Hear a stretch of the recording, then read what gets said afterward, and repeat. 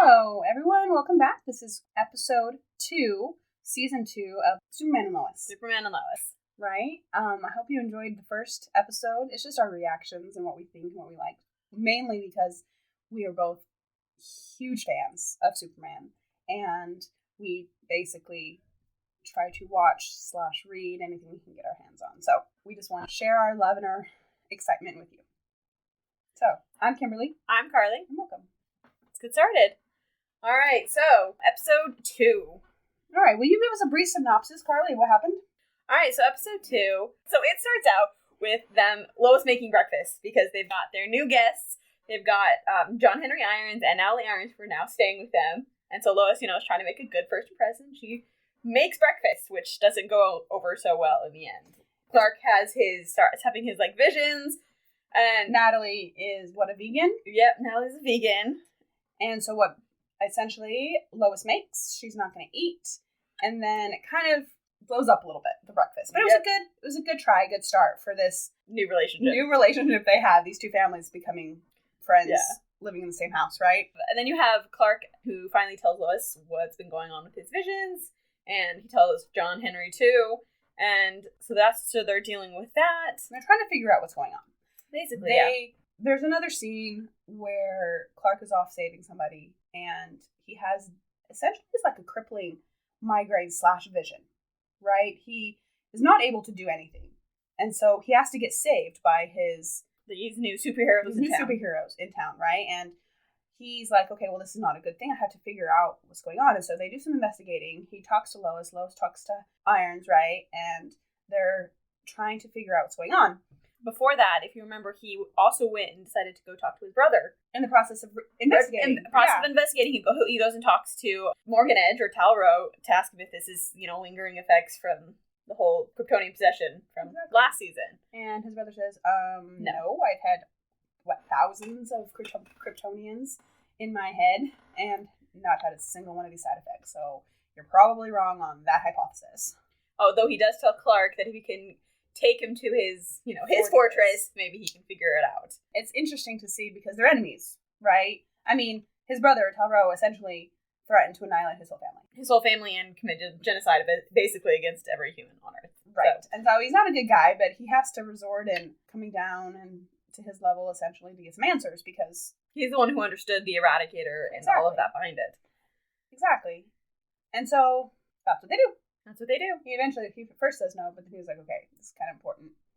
So he goes to the fortress and he takes Jordan along with him because Jordan wanted to go because he's like, I understand what it's like to have these attacks and these all of this anxiety. So let me help you, right? Maybe there's baby traps or whatever. Let me help you. Yes. So which Clark agrees, and so he takes Jordan to the fortress with Morgan Edge.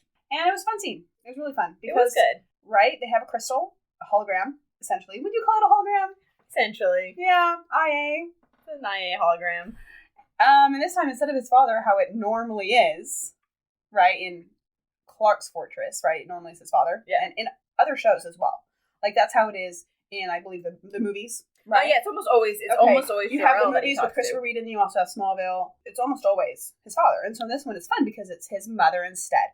Which mother is the parent that they share, him and his brother Talro. That is fun to see. And she's like, oh, well, I didn't know that you were my son, right? And Morgan Edge is like, what do you mean? And Jordan's also like, what do you mean? Jordan's like, I'm confused. You're his That mother. Doesn't make any sense. How do you not know? And then they had to go into a little bit of background. Not super a lot, just how they're genetically modified. They're genetically engineered. Except for Clark, which is a fun little kind of it's a reference to what is generally Krypton's backstory. Yeah, and so it's we're referencing it, but not going into detail. To kind of remind the audience, by the way, remember? Yeah, and I you have Morgan Edge, who has all of these parental issues that he's dealing with from both his father and his mother. And that's a lot of the reason why he behaves the way he does. Exactly. And so you see a little bit more of that. And then a fight breaks out between all of them. Yeah, so Clark has another one of his attacks while John Henry and Lois are at the mines. Yes. And so he has one of those attacks, and so then Morgan Edge, who's been lying about being powerless, then goes and attacks Jordan. And Jordan, of course, is a teenager, also new to his powers, so of course, he's not strong enough. Us as the audience, we want him to be strong enough to take down Morgan Edge, but also, the reality part of it is, also, he can't. Right? He's a teenager against this person who's trained his whole life with his powers. Yeah. And Jordan is like, I've had powers for 2 minutes. I can do this. It's very teenager attitude. Very teenager, but it's, he tries and he gives his best. And of course, Morgan Edge basically got ready to kill him. And then Clark's like, I'm back. Comes out. Yeah. Saves everything. It just sparks more ire between the two brothers. It would be fun. I don't know if they could ever have any kind of normal relationship because of Morgan Edge's wanting to kill everybody, but it would be fun if they had some kind of working relationship. Even if Morgan was in, jail, it would be kind of fun. Well, I feel like at the end, when Clark takes him back, they kind of hint at it, right? Clark takes him back to his prison and basically says, that she believes in you, their mother. She believes that there's good inside you, and he asks Clark, what about you? Do you believe there's any good? And Clark says no. Clark says no, but he's like, I want to believe that. I want that to be true. And so I feel like that hints. It's true, but it's not something that they have to do, immediately. It could be way down the road where they have some sort of, redemption arc for him. It's true. They have a really good potential for a redemption arc. The problem is the first chance that Edge gets, he goes and attacks Jordan. It's not even like he has a second. It doesn't feel like he has a second of remorse or a second of hesitancy. It's just the second I have any chance to get out of here, I'm going to take it, which is consistent with his character. It's consistent. If they were to do some sort of redemption arc, they would really have to delve into his issues. I guess the question is, are they going to spend that much screen time? Because for a redemption arc to be worth its weight, you would have to give him a significant amount of screen time in season 2 and beyond. It depends on when they want to do it, in order to make it hold, I feel like. And it does feel like there's a lot of other characters / antagonists in this season that they will be leaning towards. I don't feel like they would do it in this season. I feel like in this season, if they ever bring him in again, they can make more hints at it and save it for later seasons. Because I feel like if they were to do him as one of the main characters 2 seasons in a row, it would be strung out. Yeah, it would be strung out, and it wouldn't work. I feel like there needs to be some space in between, and so they can make hints at it. But this season, I'm pretty sure they've confirmed that this season the main bad guy is going to be Doomsday. Spoiler alert. Spoiler alert. Not really, because the creators have come out and said that. Yeah. But so I feel like they could still hint at it, and so for later seasons, depending on how long this show runs, absolutely, they could bring him back and do something more. Absolutely. But it's I like the fact that he's not forgotten. Yeah, it's not true. It just season 2 ended and all of a sudden everything he did just doesn't matter anymore.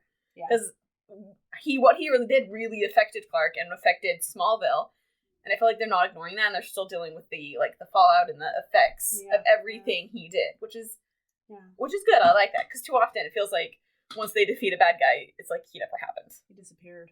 Whereas for Clark, him finding out, hey, I have a brother. Yeah. It's not something that goes away. Right. This nemesis of his from season 1 was not just like any other nemesis. Because I would imagine for Clark, he battles a lot of nemesis, right? And some of them do just kind of go away. He battles them, they're dead, they're over, they're done. Whether they're dead or not, whether they're in prison or whatever the case may be. But for Morgan Edge, it does hit close to home because he's his half-brother. He's Kryptonian. He basically has a lot of similarities to Clark's upbringing, except for the choices that the individual made. Right? It hits much closer to home this time than most of his enemies. And so it is nice that is lingering, and there's he's still in the show, essentially, and he's still a main character. So I do like that. Yeah. But like I said, the bad guy for this season has been confirmed as Doomsday. And so you have, this is what Clark's having flashbacks of, and when he's at the fortress, his mother tells him that basically someone else is causing these visions. Yes. And at the end of the episode, John Henry Irons is the one who makes the connection that all of the earthquakes they've been having in Smallville have timed up with, Clark's visions that he's been having. Yes. And so they're like, there's something in the mind, there's something we have to figure out what this is. And, you kind of see a little glimpse of the bad guy when they were at the mines, and then the guy blew it up. Absolutely. Yeah, so fun. I really like how they introduced this bad guy, because he is well known to be one of the big ones for Superman, essentially, and I am excited, essentially. Can I say that? personally really liked how they did it in Smallville, although it was different. Definitely different. So, but I'm excited for them to go bigger. I feel like they have a great opportunity to do the Death of Superman storyline. Absolutely. Because Doomsday is really the only one who's ever killed Superman. Absolutely. And so that would be a great opportunity to do that. And because you've got his family, and it would have a lot of effects on his wife and his children, and you can go into all of that. And so it would be really interesting if they were able to do it. I don't see why not. I hope they do. It would kind of be a letdown now if they don't. It would be a little bit of a letdown. I mean, because they brought in so many characters that have been associated with that. Because, like, the Steel Suit and John Henry Irons, he was associated, he's been in storylines with the death of Superman. And, you know, he was one of those people who was trying to save the world after Superman was gone, trying to take up his mantle. Yeah. And so you have already introduced John Henry Irons and his Steel Suit, and so it would be really fun if they could do it, and they could do it well. They could do it well. Because we have seen it in the DC movies. Yes. But DC tends to do better at their TV shows than they do their movies. Their movies are a little bit hard to watch sometimes. A lot to look forward to, for sure. What was your favorite scene? I really liked the scene between Lois and Chrissy, actually. So you don't see... So Chrissy, who usually likes last season, she was all throughout last season, and now she's Lois's business partner, and you can see that there's tension between the two. Yeah, there is. And so it's this tension that's coming in from an article that Lois wrote in the past, and it has to do with her sister. Yeah. And I feel like that is going to play a really interesting, like, sub-arc throughout either the next few episodes or the entire season, where you bring in Lois's sister, and it delves more into Lois's family dynamics. Absolutely. And so I feel like that will be really interesting, because it also then gives more background of, like, Lois and Clark's history. Yes. Because you have what she'd been doing before she came to Smallville. Yes. And so I really like the potential of that scene. Yes. Because it created so many questions, and so many, like, you just wondering what's going to happen. Absolutely. And plus, it also shows there's a difference. Lois was at the Daily Planet. She was a journalist, right? Right. And she didn't have any responsibility of ownership because she was just an employee. Whereas now she's in Smallville. She has invested in their co-owners in this paper, right?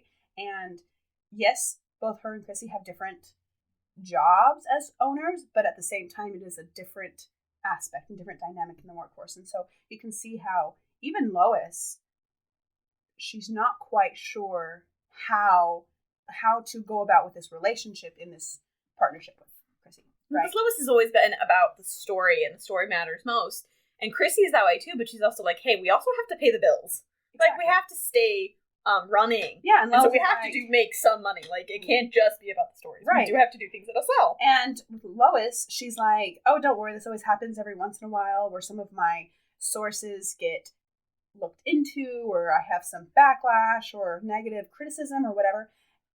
It will roll over. It's not that big of a deal. And Chrissy's like, you don't understand. You're only a reporter. Like, we can't afford people to block us out even for a couple months. Yeah, she's like, if our subscribers have an issue with this and they try to take you down, we both go down. There's a difference between working at a big company and a small, locally run newspaper. Like, okay, Lois, you are a big name, big shot, okay, but that does not change the fact that we are still a local newspaper and we have to cater more so. Yeah. So I feel like that leaves a lot of room for where they could go. Yes. So I think that part will make it a really interesting part of the whole season. Absolutely. And to go along with that, it's very interesting just with superheroes in general. You always have the struggle of being able to support themselves versus doing this superhero and not getting paid.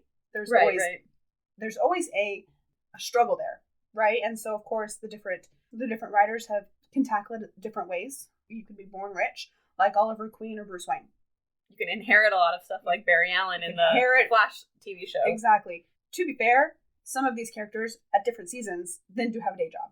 Sometimes it doesn't work out all the time, but they try to have a day job. And then you have Peter Parker, who is dirt broke, right? Basically throughout his arc. He's just dirt broke. But he loves being the superhero part. He never gets paid for it and can't get paid for it because then it becomes too messy. And then you have Superman and Lois. Okay, so like when they moved in and started the show, they were both reporters, and that's how they supported themselves and their family. It worked, though, really well because Lois is a big name. She was really good at her job. Clark obviously was really good at his job, too, though, because he was a reporter at a big newspaper, Daily Planet, and then decided to move to Smallville. He quits his job to become a stay-at-home dad. And take over the farm. Like, I do think that was part of what their plan was to get the farm up and running. They haven't really shown that, so I don't know if any of that is actually happening, but I feel like that was their plan. At least that's what, I feel like they had mentioned that. Okay, I think, they did mention that. But my point being is that it's fun to have their superhero-ness is a two-party thing, right? It is a Lois and Superman. You can't really have a Superman without Lois. They are a team. And so if Superman has to then spend, not that he does, but if he had to spend 24/7 or 80 or 40 hours a week, his 9 to 5 superheroing, Lois is then as support to, I'm going to make the money for us. And so that's a good dynamic that you don't see. And so I like it. That is one thing about Lois and Clark that I've always really liked is the teamwork between the two that you lack often with superheroes. Yeah. Because the other superheroes, every time they have any sort of like romantic relationship, they always tend to keep secrets or try to protect the other one at the expense of telling them anything. Or the non-superpowered one gets left in the dark. Yeah. Or is kind of the tag along, and you're like, well, that's not fun, but it does feel equal in a Lois and Clark marriage / relationship. Yeah, but there will be times where Clark is dealing with stuff, and then he always ends up going to Lois and being like, this is what's going on, let's talk about it, like, I need some advice, or this is what's happening. And Lois can bring her own, and she also has the investigative part to what he does that a lot of times is needed for him to be able to finish his work, essentially. Exactly. That's always something I really liked about their dynamic. That this show, I think, is doing a good job of showing, too. Absolutely. My favorite scene is a small one, it's a simple one, but I really like the scene between Natalie and Sam at the car, when she was at her house, when they were dealing with the car. Oh, you mean Natalie and Sarah? Natalie and Sarah. Yes, I really like that scene. Because, for one, Natalie is trying to find friends and incorporate in her world, and so she's trying, which is good. Also, it's fun to see how she was able to find a friend in a different way, right? So, like, obviously Jordan's girlfriend, but she was able to open up and add to Sarah's relationship, meaning she was able to give her advice, and there's budding of friendship there, which is fun. And I really like how they're working on the cars, and that's something that Sarah and her dad does, and then Natalie's really, really good. She was also able to bring her past life in a different earth to it, and she's kind of trying to find her purpose of where she fits. And it was really fun to see. And Sarah was obviously struggling with what she was going to do with her relationship with Jordan, and it culminated at the end. Then she told Jordan that she had kissed some girl at summer camp. And that scene, just to comment on that, it was very interesting because although we do appreciate that Sarah was honest with Jordan, Jordan was very hurt, and he reacted differently than what Sarah had expected. Yeah, he totally did. Right? Which, in my opinion, I'm like, Jordan, yeah, that's really, really hard to hear. Let him process, right? And it's his first relationship, and all of a sudden, first she's just shutting him out. Like, he hasn't seen her for a month, and all of a sudden she's shutting him out. He doesn't know what's wrong. Mm-hmm. And then she tells him, oh, by the way, I kissed someone else. He doesn't know how to react, and so I feel like he did a good job of being like, thank you for telling me, I'm going to process, essentially. I need to go be by myself. Yeah. Because she was like, it's not a big deal. It was only a camp thing. But to Jordan, it is a big deal. Interesting to see where their relationship goes. It will be. I really like Sarah. I do like her. She does a really good job. It wouldn't surprise me if the relationship ends, because she now has a friendship with Natalie. She does. So it doesn't matter. One thing I would like to see more of, though, is I would like to see more interactions between Jordan and Jonathan and Natalie. Yes. Because you had a small one where Jordan, invited Natalie to come and sit with him and Sarah at lunch, which was a nice thing for him to do, especially since, this was Natalie's first day. Yeah. But, you didn't really see any interaction between Natalie and Jonathan. I would like to see more of that in the future. I feel like that would add some good dynamics to the show. I mean, I can't think of anything else. Yeah. Anything you disliked or have any other thoughts on? No, I think so. I think it's just at the start of the season, so we'll see how more things go. Yes. So, I did like how, though, that they had the point where Lois was asking John if it was going to be too hard for him to be around her. Yes, I did like that. And so I feel like that was a good check-in for him, mm-hmm. and him this is good for Natalie, so I'll figure it out. I'll deal with it. Because you can't just skim over the fact, though, by the way, you used to be my wife, but you're also not the one who loved me. You look like her, but you're not actually her. You act like her. Yeah. You look like her, you act like her, because she has the same profession and everything, right? So I don't know what disparities they have between Lois and this Earth and Lois and the one where Irons is from, where she died. But there did seem to be more similarities than not. So it is hard for him, and she acknowledged it. I'm curious to see what episode 3 will be like this coming week.